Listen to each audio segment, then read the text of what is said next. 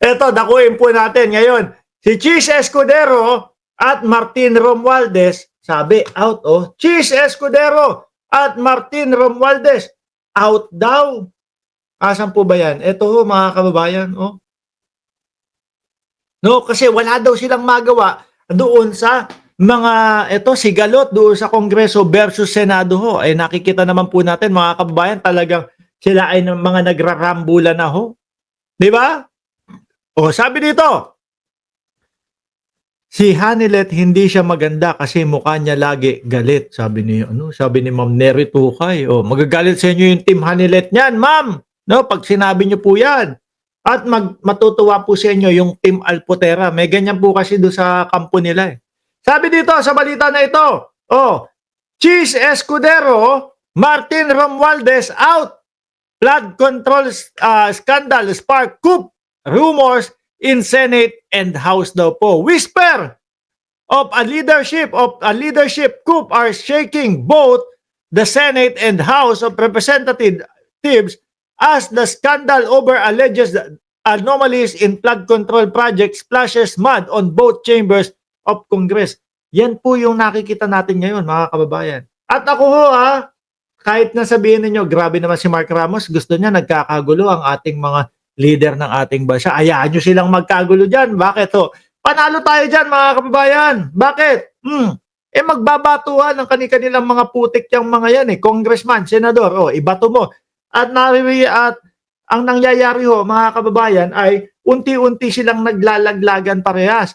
Makikita natin, syempre, babatuhin ba ng putik kung mayroong issue yung isang congressman o isang senador? Hindi, di ba? Kung sino lang po yung mga alam nila na mga mayroong problema o may mga insertion o may mga ganito, ganyan, illegal na ginawa, yun yung mga babanatan nila. Tayong mga Pilipino, makikita, malalaman natin ho yung mga yan. Di po ba?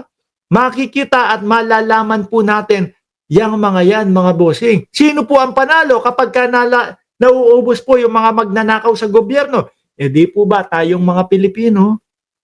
Kasi unti-unti nating nadidiscover, unti-unting masusolusyonan, unti-unting ipapakulong yung mga magnanakaw sa gobyerno.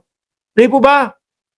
Sabi dito, an scooper told Politico that Senate President Francis Escudero and House Speaker Martin Romualdez are reported facing growing unease from their colleagues who believe both leaders failed to contain the fallout of the scandal.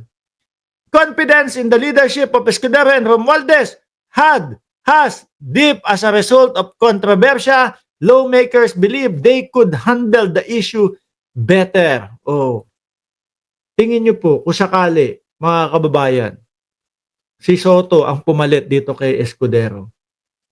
Mas okay ho, tingin ko. Ano po?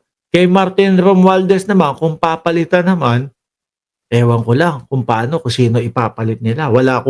Kasi ang daming congressman Ano po? Ang daming congressman. Pero, ayan ang nakikita ko natin. Hayaan natin sa ngayon na mag-ano sila dyan, na magrambulan ho sila dyan. Tapos na proyekto, nagsingit pa ng pondo pang maintenance daw sa Ghost Project. Sabi ni Sir Romel Gonzales, martial law na para maipagpatuloy ni PBBM ang magandang hangarin niya sa bayan. Kung pwede lang po talaga. Sabi ni Sir Junior Aloha, Junior Constantino Domingo, aloha to all late cashier Hindi, maaga ho natin kasing ginawa yung vlog natin today, mga kababayan. Kasi ano tawag dito? Sabi ko nga sa inyo, pagkatapos nitong vlog na ito, ihigop muna ako ng serbesa. Yan. Para kahit paano, pampatanggal naman ho ng stress, mga kababayan. Diba? Ngayon, mga boss, Chipamo, sir, para po doon sa mga naghahagilap ng ating Facebook page, dito pwede nyo kaming i-message basta nakasubscribe kayo doon sa ating Facebook page. Ayan po. Paki-follow, paki-subscribe, and paki-share na din po, mga kababayan. Sabi ni JJ Bar, si Sandro ang papalit. Pwede. Kung sakali. Diba? Eto, tingnan nyo. Ano iniinom ko dito? Sa tingin ninyo. Ayun. Sige, maraming salamat and God bless po sa ating lahat, mga kababayan.